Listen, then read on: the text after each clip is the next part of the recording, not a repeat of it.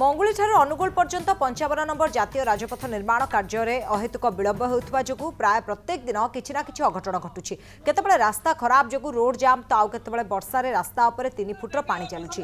राजपथ निर्माण काम अहेतुक विलंब को नहीं चौद्वार ढेंकानाल विभिन्न संगठन राजपथ प्राधिकरण प्रकल्प निर्देशक कार्यालय घेराव करछंती। ठिका संस्था माने निम्नमानर काम करुवा अभियोग करछंती।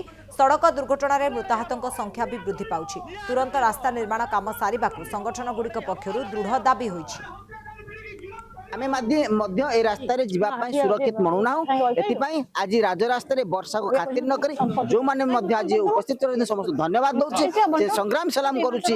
आज ए संग्राम मानकर न्याय पई से माने चेतावनी दिया जाउछि। जदि न हला आगामी 5 दिन पर टोटल ढेंकानाल अनुगुल चौद्वार रास्ता बंद होइछि। चौद्वार रास्तार अवस्था एमति होइछि। तोन हमरा आज आमे प्रतिवाद करछु एवं से माने आज जदि लिखित प्रतिशत देबे एवं दृढ़ प्रतिशत देबे केबे से माने काम शेष करिवे न देले आज प्रतिशत काम कथा अनुसार काम न करेंगे आगु